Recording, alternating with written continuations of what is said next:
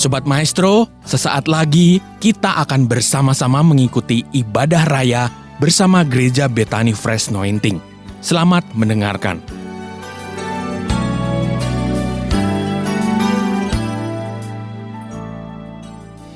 Bapa, di dalam nama Yesus kami bersyukur pagi ini, pagi yang indah. Engkau memberkati kami, Engkau Allah yang selalu beserta dengan kami. Firman-Mu berkata, sekali-kali Engkau tidak meninggalkan kami, sekali-kali Engkau tidak membiarkan kami. Sampaikan isi hati-Mu, firman-Mu, kami siap diberkati dalam satu nama, Tuhan Yesus Kristus kami berdoa. Semua yang siap diberkati, angkat tangannya dan sama-sama kita berkata, amin.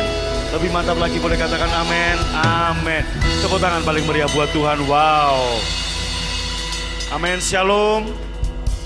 Saya percaya kabar kita tidak ada harapan untuk sakit, tidak ada harapan untuk lemah, tidak ada harapan untuk miskin, betul?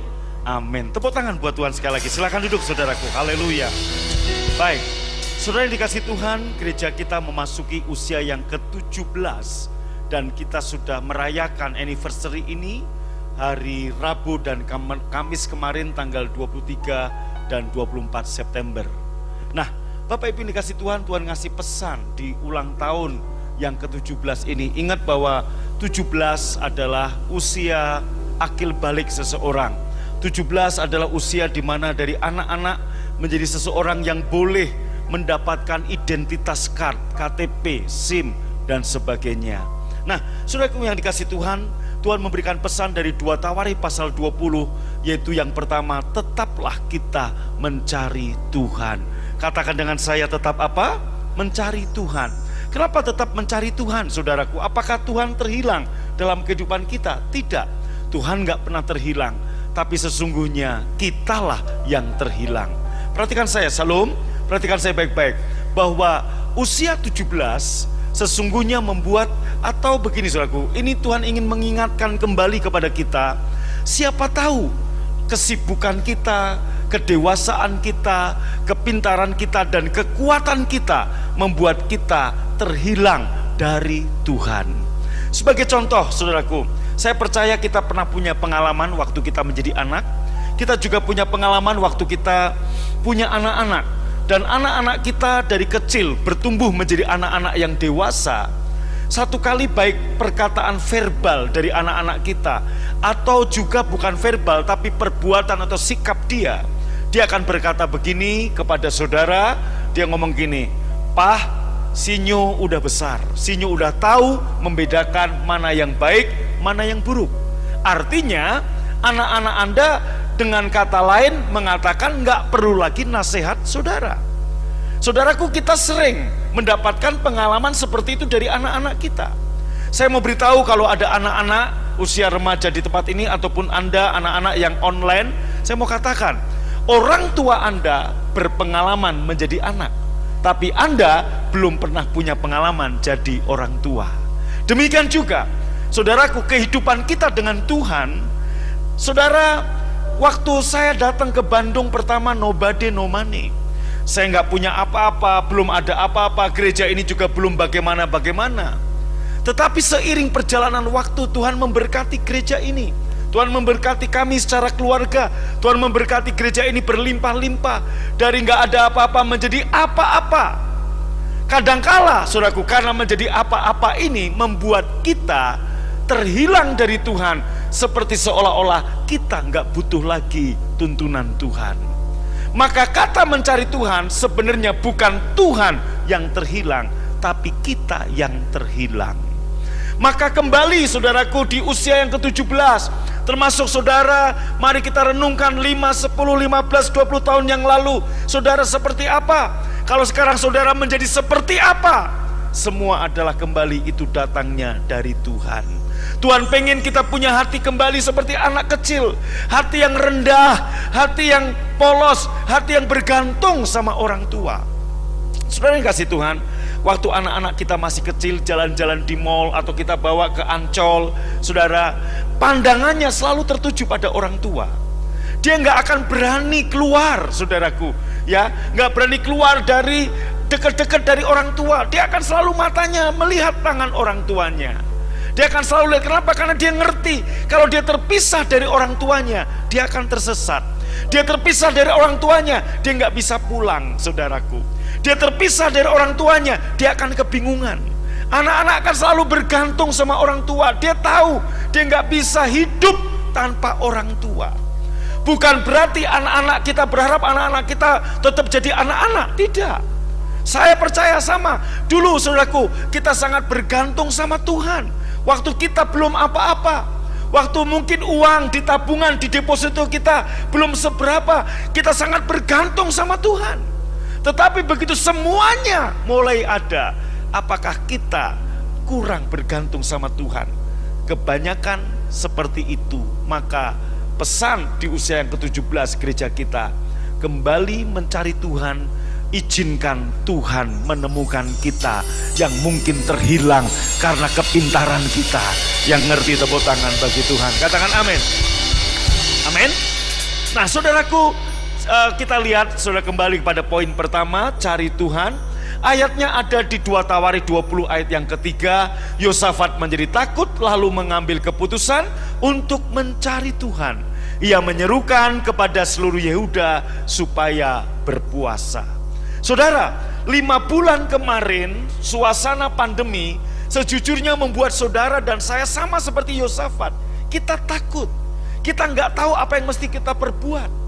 Suasana seperti yang kemarin mencekam ini sesungguhnya untuk menjadikan, mari kita jadikan sebagai sebuah momentum untuk kita kembali mencari Tuhan. Dengan arti kata lain, mengizinkan Tuhan menemukan kita yang terhilang. Saudara, saya ingat ya, anak-anak kita pada waktu mulai menginjak remaja, badan besar. Saudaraku, secara badan dia udah gede, tetapi sesungguhnya dia belum mengerti apa-apa. Kita berpengalaman jadi anak.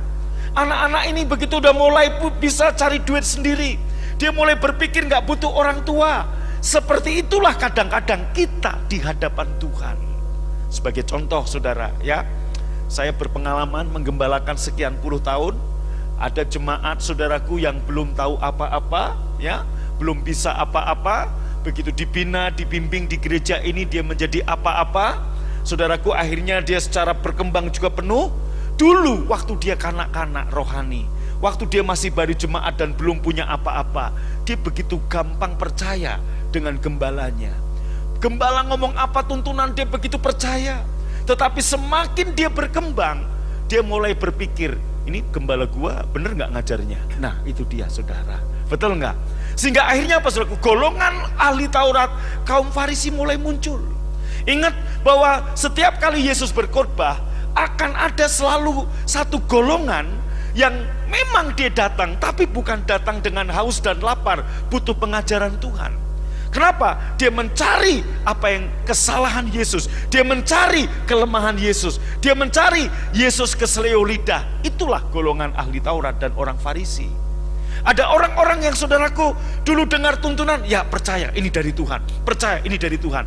Tapi begitu dia mulai ada apa-apa, dia tanya, dia mulai diskusi dengan temannya, dia mulai ini benar apa enggak, ini benar apa enggak. Saudaraku yang dikasih Tuhan, anak-anak akan jadi tersesat jika hari Senin, hanya hari Senin dia dengerin nasihat orang tuanya. Begitu hari Selasa dia dengar nasihat orang tua tetangga sebelah.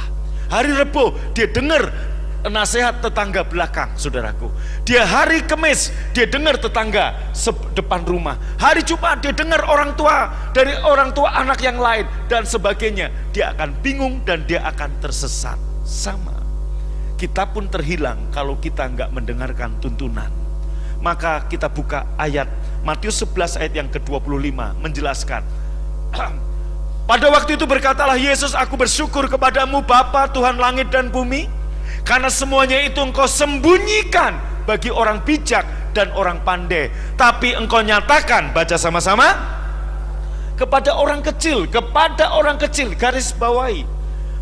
Versi berikutnya, saudaraku, ya, engkau sembunyikan kepada mereka yang menganggap diri bijaksana, dan menyatakan kepada mereka yang merasa diri kecil.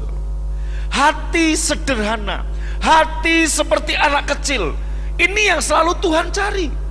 Lebih dari 3 kali Yesus berkata, jika kamu gak menjadi seperti anak kecil, kamu gak dapat bagian dalam kerajaan surga. Anak kecil punya hati percaya, gak rumit-rumit amat. Petrus, waktu dia lihat itu Yesus, dia berkata, Guru, jika engkau itu, suruh aku berjalan di atas air. Hati seperti anak kecil dalam diri Petrus membuat dia berjalan melewati kemustahilan. Tetapi pada waktu kemudian, saudaraku, dia kembali menjadi seperti orang yang bijak. Dia memperhatikan situasi dan kondisi yang ada.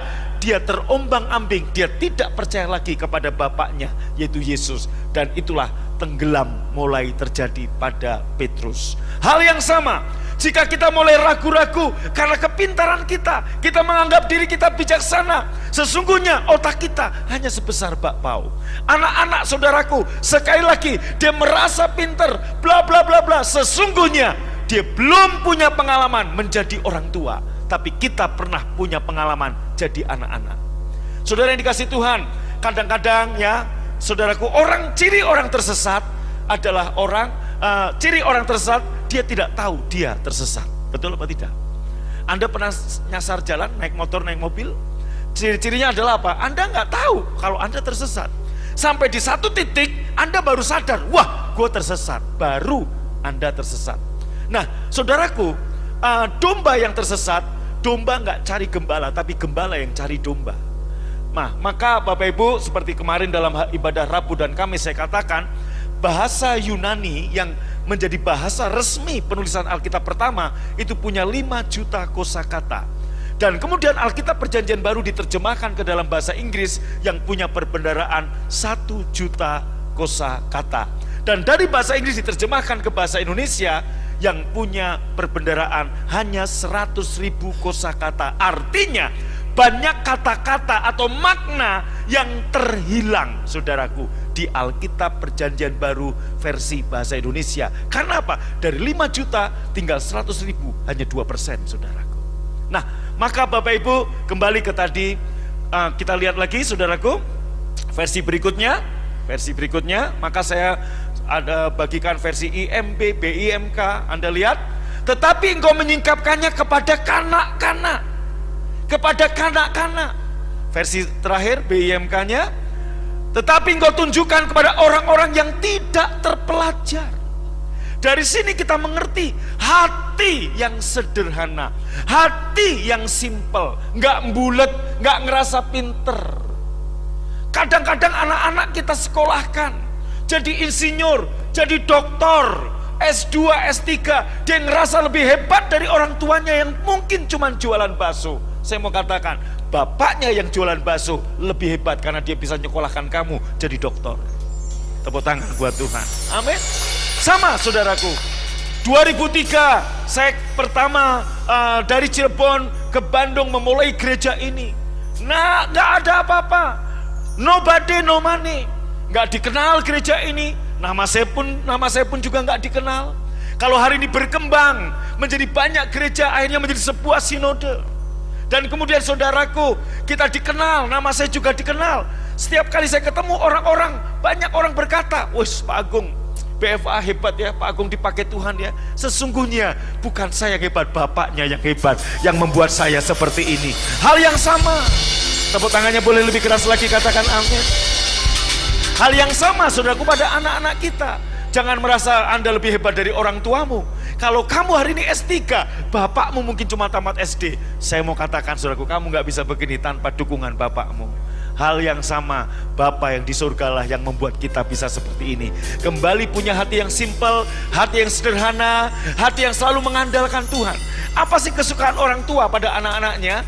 Kalau anak-anaknya, saudaraku, mengandalkan bapak ibunya. Sama. Terkutuklah orang yang mengandalkan kekuatannya sendiri. Terkutuklah orang yang mengandalkan manusia. Tapi diberkatilah orang yang mengandalkan Tuhan. Sekalipun, saudaraku, bukan berarti Tuhan gak mau Anda berkembang, Anda bertumbuh, maju ke depan. Enggak. Tapi yang Tuhan mau, Anda tetap punya hati seperti anak kecil. Tahun 2003, saya punya hati yang sangat percaya sama Tuhan. Yaitu apa? Mempercayai Tuhan sepenuhnya. Bukan percaya pada angka-angka, saudaraku, saldo gereja ini, no. Tapi mempercayai Tuhan. Dan saudaraku, buktinya kita sudah bisa melewati 17 tahun ini dengan saya mempercayai Tuhan. Tahun depan kita mulai membangun. Kalau kita bicara angka-angka, kita nggak akan percaya. Tuhan kembali ngomong, yaitu apa? Belajar mempercayai Tuhan seperti anak kecil, maka kamu akan melewati badai, kamu akan melewati kemustahilan-kemustahilan. Itu yang Tuhan mau. Boleh tepuk tangan lebih keras lagi, katakan amin. Amin. Haleluya. Amin. Anak-anak kecil dia nggak pernah ragu sama orang tuanya. Anak-anak kecil nggak pernah tanya, Papa nyekolahkan saya, emang papa mampu? Nggak pernah begitu. Betul? Waktu kamu bawa anakmu masuk TK, saudaraku, anakmu nggak tahu pergumulan kamu. Anakmu nggak tahu kamu punya duit nggak untuk nyekolahkan dia. Yang dia tahu hanya satu, Papa pasti bisa menyekolahkan saya. Kamu nggak pernah tanya, Pak, ini sekolah bagus apa enggak? Nggak pernah. Betul apa betul? Saudaraku, Anda sekolah TK, Anda masuk SD, kan gimana orang tuamu saja. Kamu gak punya pilihan. Kenapa saya dimasukkan di TK sini, Pak? Kenapa gak TK sebelah? Kenapa kok TK ini? Kenapa gak sekolah taman kanak-kanak yang lain? Kamu gak pernah tanya. Kenapa? Karena kamu percaya. Hal yang sama, kalau Tuhan menuntun kita sejauh ini, belajarlah percaya. Tuhan tidak punya rancangan kecelakaan kepadamu. Rancangan yang ada pada Tuhan untuk kamu. Angkat tangan yang percaya. Rancangan damai sejahtera, bukan rancangan kecelakaan. Dan masa depan yang penuh harapan. Tepuk tangan paling meriah, katakan haleluya. Kita buka lagi saudaraku Matius 18. Matius 18 kita baca, Bapak Ibu, ya. Aku berkata kepadamu, ayat 3, sesungguhnya jika kamu tidak bertobat dan menjadi seperti anak kecil, kamu tidak akan masuk ke dalam kerajaan surga. Ayat 4-nya, kita lihat ayat 4-nya, saudaraku, ya. Barang siapa merendahkan diri dan menjadi seperti anak kecil, dialah yang terbesar dalam kerajaan surga. Menjadi anak kecil itu artinya apa? Merendah hati. Ingat, Tuhan menentang orang-orang yang congkak, Tuhan menentang orang-orang yang sombong, tapi Tuhan mengasihi orang yang rendah hati. Orang yang rendah hati yang akan diangkat Tuhan. Katakan yes. Versi lain BIMK-nya kita lihat, saudaraku. Percayalah, hanya kalau kalian berubah dan menjadi seperti anak-anak, kalian akan menjadi anggota umat Allah. Kembali di usia yang ke-17, Tuhan mengingatkan, punya hati seperti anak-anak. Maksudnya apa, Om? Perhatikan saya, saudaraku.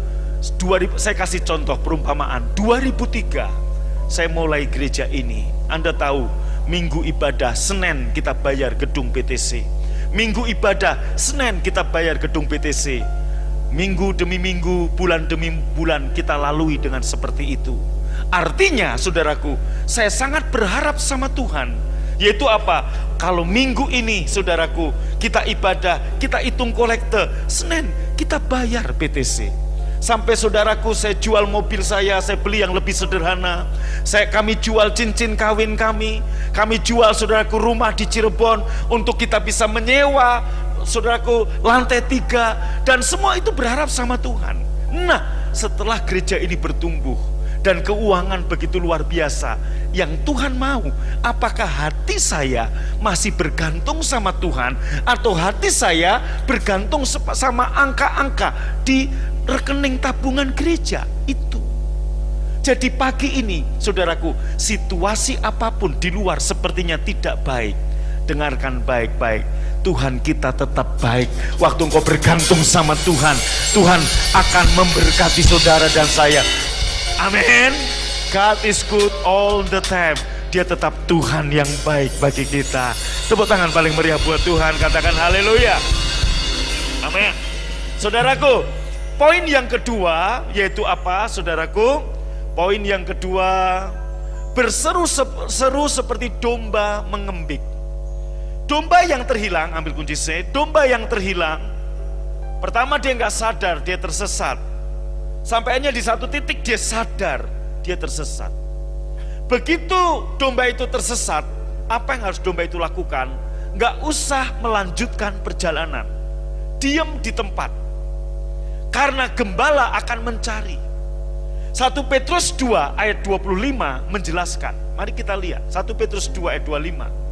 Dahulu kamu sesat seperti domba, tetapi sekarang kamu telah kembali kepada gembala dan pemelihara jiwamu. Terjemahan yang tepat kalau dari sini, dari ayat tadi kita melihat sepertinya domba yang aktif cari gembala. Nggak mungkin domba bisa mencari gembala, karena domba binatang yang nggak pernah apal jalan. Dan Tuhan menyebut kita adalah domba, artinya sampai kapanpun kita butuh gembala. Sampai kapanpun Anda nggak pernah tahu tuntunan tanpa gembala menuntun. Tuhan nggak pernah bicara, kamu domba-domba dewasa yang bisa mencari jalan sini. Enggak, Tuhan selalu berkata, kamu domba, aku gembala. Berarti sepenuhnya yang Tuhan mau, kita harus terus menjadi seperti anak kecil yang sangat bergantung kepada bapaknya. Seperti itulah Anda dan saya harus bergantung penuh kepada Tuhan. Kenapa saudaraku? Ayat 25 terjemahan yang tepat adalah ini dia. Dahulu kalau kalian seperti domba yang tersesat, tetapi sekarang kalian sudah dibawa kembali. Alias domba ini nggak aktif, tapi gembala yang aktif. Tepat seperti dalam Lukas 15 dikatakan ada 100 ekor domba, satu terhilang, maka gembala akan meninggalkan yang 99 ekor dan mencari domba yang hilang ini. Apa yang domba ini bisa lakukan? Saat dia sadar dia sudah tersesat, berhenti di situ dan kemudian mulai berseru-seru kepada Tuhan. Hari ini juga mungkin kesibukan kita, kepintaran kita, uang kita, kesuksesan kita membuat kita nggak bergantung sama Tuhan. Sesungguhnya Anda sedang terhilang, dan apa yang harus Anda lakukan? Kembali berseru kepada Tuhan, diam di tempat, biar gembala yang menemukan saudara. Saya beri satu perumpamaan, saudaraku. Saya lebih dari 20 kali ke Israel, jadi saya tahu jalan kaki dari satu tempat ke tempat. Dan selalu saya berkata kepada anggota rombongan begini, jika Anda, ya tidak saya harapkan tapi pernah terjadi, jika Anda tiba-tiba keluar dari rombongan dan tiba-tiba sendiri tersesat, Anda bingung, jangan cari jalan sendiri. Lebih mudah bagi saya untuk menemukan Anda jika Anda diam di tempat. Sebagai contoh, saya bawa rombongan ke satu tempat namanya Golgota. Dari Golgota kita akan berjalan menuju bus. Karena bus di Israel tuh nggak parkir di satu tempat, kita diturunkan di sini, kita dijemput di sana. Kita diturunkan di sana, kita jemput di sini. Jadi saudaraku, satu kali kalau ada jemaat atau rombongan yang terlewat begitu kami naik bus, tadi yang ikut 40, kok tinggal 39, berarti satu terhilang, satu tersesat. Maka selalu saya pesankan, jangan kemana-mana, berdiri di tempat, saya tinggalkan yang 39, saya cari yang satu, saudaraku. Nah, yang cari satu biasanya dia kebingungan dan matanya mulai nangis, saudaraku. Ya, pernah satu kali ya ibunya Pak Miming juga begitu, terhilang juga, saudaraku ya. Jadi apa yang saya lakukan? Saya akan tinggalkan yang 39, saya cari yang satu. Nah, lebih mudah menemukan. Kenapa? Tadi jalan dari Golgota mau menuju bus, berarti jalannya, rutenya ini aja. Udah cari di jalan yang itu, pasti nggak jauh-jauh dari situ. Kalau dia mencoba cari jalan sendiri, semakin sulit kami menemukan. Ada yang tanya, Pak, kalau Bapak nyari dan kami tidak ketemu gimana? Percaya, tahun depan saya jemput, saudaraku. Haleluya. Tepuk tangan dulu dong buat Tuhan, amin. Haleluya. Nah ini dia, jadi harus begitu, saudaraku. Begitu Anda ngerasa, begitu Anda sadar, saya terhilang. Kesibukan saya, saldo uang saya yang banyak, atau mungkin pekerjaan yang sekarang mungkin Anda sadar Anda dalam keadaan yang sulit. Hari ini kita kembali menggantungkan diri pada Tuhan. Kita kembali berharap sama Tuhan. Niscaya Gembala Agung kita, pemelihara jiwa kita. Ayat 25 tadi, pemelihara jiwa kita. Artinya apa? Jiwa kita yang galau, jiwa kita yang penuh dengan rusuh, Tuhan akan berikan damai sejahtera kembali, sukacita kembali, damai sejahtera, kemakmuran, ketenangan Tuhan akan berikan pada domba-domba yang sadar dia terhilang. Amin. Dengar, gembala nggak pernah terhilang, yang terhilang selalu domba. Jadi mencari Tuhan bukan berarti Tuhan yang terhilang, tapi kita yang terhilang. Izinkan Tuhan menemukan kita kembali. Katakan amin. Poin yang ketiga, saudaraku. Poin yang ketiga. Mata tertuju kepada Gembala Agung. Saat gembala mulai menemukan dombanya, apa yang domba lakukan? Dia pada waktu dia mbe. Saya percaya gembala juga punya panggilan khusus pada domba-dombanya. Betul? Amin. Sama, Anda punya dogi, punya kucing di rumah, Anda punya panggilan kesayangan. Nggak mungkin Anda panggil anjing, anjing, anjing, nggak mungkin kan? Pasti Anda akan panggil dengan nama, betul? Halo? Siapa yang panggil kucingnya? Kucing, cing, kadia cing, nggak ada. Pasti Pus, Mickey, Blacky, Brownie, betul? Kok udah ada yang amin? Betul?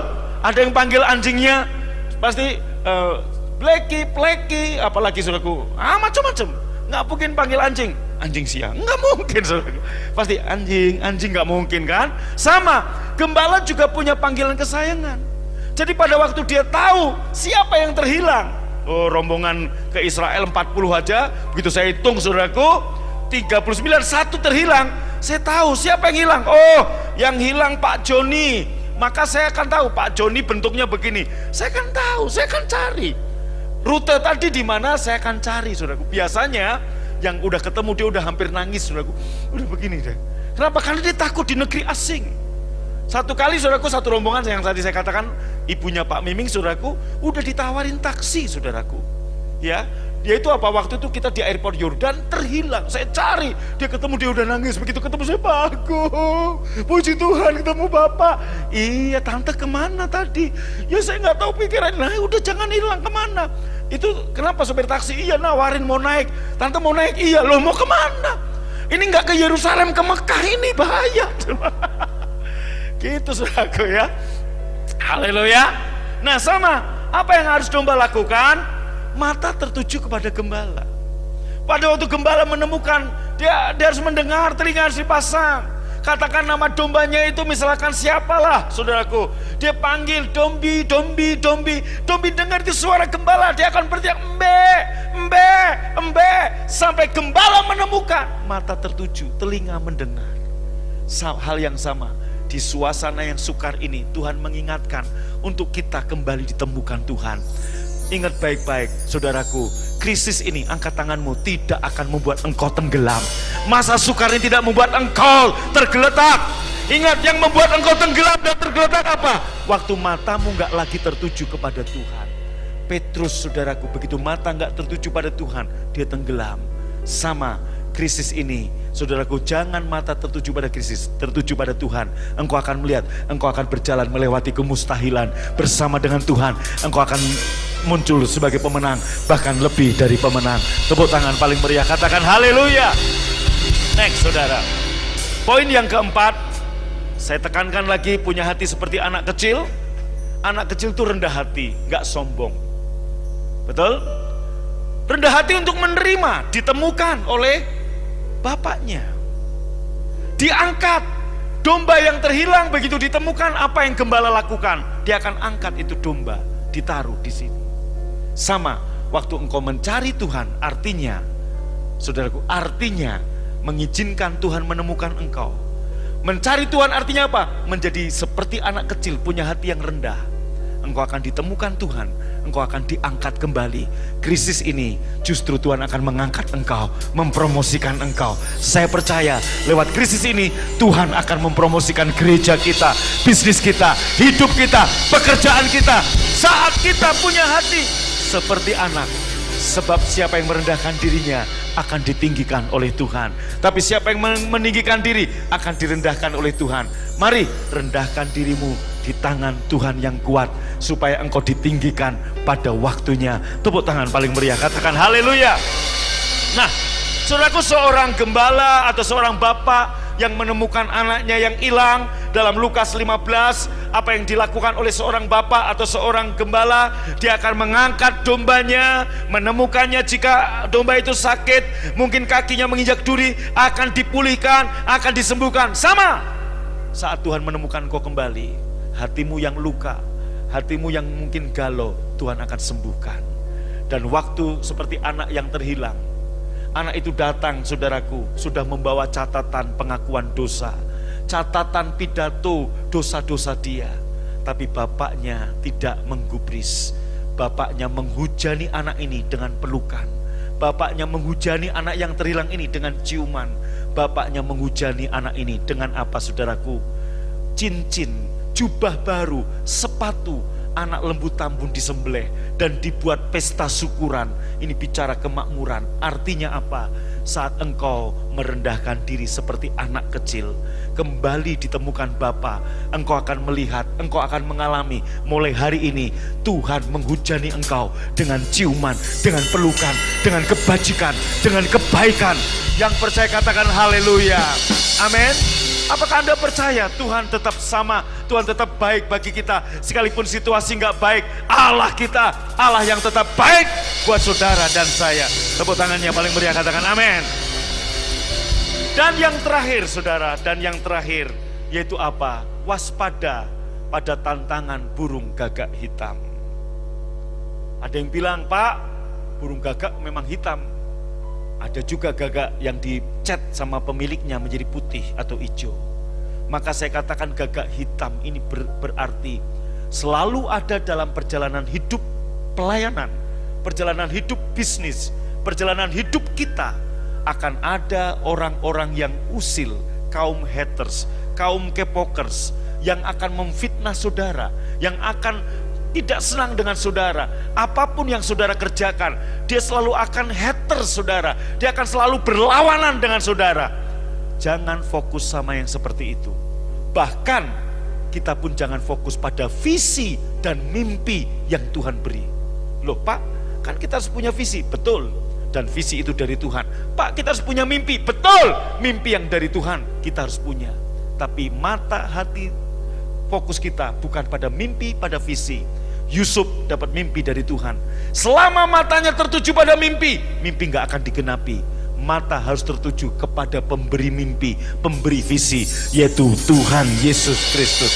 Waktu matamu tertuju pada Tuhan, saudaraku, engkau akan melihat, engkau akan dibawa dari satu kemuliaan kepada kemuliaan. Saudaraku, saya mengajarkan Anda jangan tertuju pada visi, pada mimpi, apalagi kepada krisis, apalagi kepada gagak hitam. Kenapa saya gambarkan sebagai gagak hitam? Mari kita lihat saudaraku. Sebab satu-satunya burung yang akan usil kepada Raja Wali adalah gagak. Saya mau beritahu saudara, Anda adalah Raja Wali. Yang amin kok begitu? Anda Raja Wali. Anda gagak. Loh kok amin? Anda Raja Wali. Siapa Raja Wali? Angkat tangan. Saudaraku, Anda Raja Walinya Tuhan. Seperti pujian tadi saudaraku ya. Ngapain sih lu? Nggak akan bisa lepas. Kenapa? Terus saudaraku, Raja Wali tidak menanggapi atau berkelahi dengan burung gagak. Ia tidak mau membuang energi, membuang waktu menanggapi burung gagak. Apa yang Raja Wali lakukan? Ia hanya membuka sayapnya dan mulai terbang lebih tinggi di langit. Semakin tinggi terbang Raja Wali, semakin sulit bagi gagak untuk bernafas. Dan kemudian gagak tersebut jatuh karena kekurangan oksigen. Semakin matamu tertuju pada Tuhan, gagak-gagak itu akan berjatuhan satu persatu. Bawa saja ke ketinggianmu dan gagak-gagak itu akan memudar. Hater selalu ada. Saudaraku, saya tutup dengan satu hal. Nanti saat kita mulai beli tanah untuk pembangunan gereja, sepertinya saudaraku kita belum mendapatkan izin.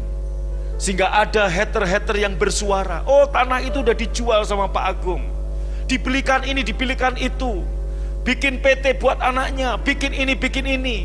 Saya udah ngecek di BPN, gak ada nama itu, sudah pemiliknya bukan Pak Agung. Ada yang nanya ke saya, Pak apa benar? Coba tanya sama dia ngeceknya di BPN mana. Kalau ngeceknya di BPN Jakarta Barat, nggak akan pernah ketemu. Betul nggak? Coba kalau ceknya di kantor BPN Cimahi, ada itu tanah. Betul? Saudaraku, kalau kita musingin yang begitu, nggak akan pernah selesai.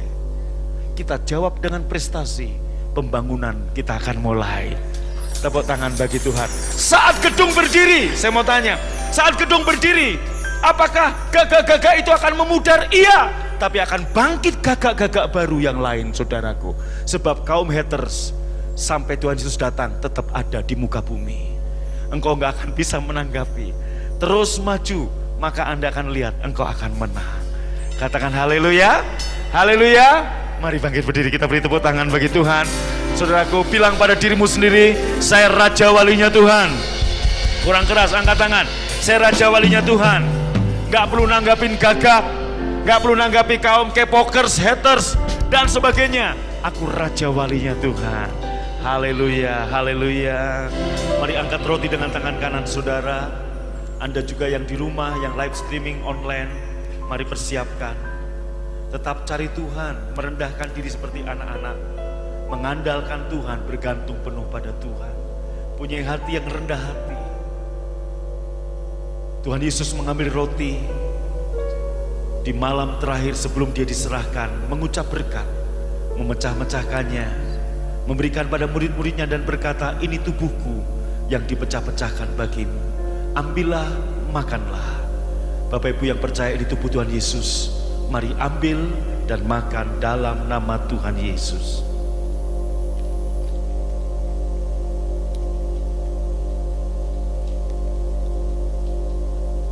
Kita angkat cawan dengan tangan kanan kita. Kemudian Tuhan Yesus mengambil cawan sesudah makan, memberikan pada murid-muridnya dan berkata, ini cawan perjanjian yang dimeteraikan oleh darahku. Ambillah, minumlah. Engkau yang percaya di darah Tuhan Yesus, ambil dan minum dengan hormat dalam nama Tuhan Yesus. Bapak Ibu bisa membuang di kantong plastik yang ada. Dengarkan baik-baik, firman Tuhan berkata, setiap kali kamu makan roti ini dan minum cawan ini, kamu mengingat akan aku, dan kamu memberitakan kematianku sampai aku datang. Demikian firman Tuhan. Setiap Anda di rumah masing-masing, engkau makan tubuh, engkau minum darah Tuhan, yang sakit disembuhkan dalam nama Yesus. Sebab tubuh yang sempurna, darah yang sempurna menjadi milik kita. Tidak ada harapan untuk saudara sakit kembali. Tidak ada harapan untuk saudara miskin kembali. Tidak ada harapan untuk saudara lemah kembali, sebab tubuh dan darah Yesus ada bersama kita. Terima kasih Tuhan. Juga berkati setiap tangan yang memberi, yang mengembalikan persepuluhan. Berkati buka tingkap langit, lipat gandakan benih yang mereka tabur dalam nama Tuhan Yesus. Dan saudara, mari buka hati, angkat kedua tangan untuk terima berkat Tuhan. Yang di rumah juga angkat tangannya. Tuhan memberkatimu dan melindungimu. Tuhan menyinarimu dengan wajahnya dan memberimu kasih karunia. Tuhan menghadapkan wajahnya kepadamu dan memberimu damai sejahtera. Pulanglah dan terimalah berkat yang berlimpah-limpah dari Bapa di surga. Cinta kasih dari Tuhan Yesus dan persekutuan yang manis dari Roh Kudus menyertai memberkati engkau dari sekarang sampai selama-lamanya. Tuhan Yesus memberkati kita semua yang percaya dan diberkati berkata amin. Tuhan Yesus memberkati. Shalom, selamat hari Minggu, happy Sunday, sahabat Shalom, God bless you. Shalom. Sobat Maestro, Anda baru saja mendengarkan ibadah raya bersama Gereja Bethany Fresh Anointing. Terima kasih atas kebersamaan Anda. Selamat hari Minggu dan Tuhan Yesus memberkati.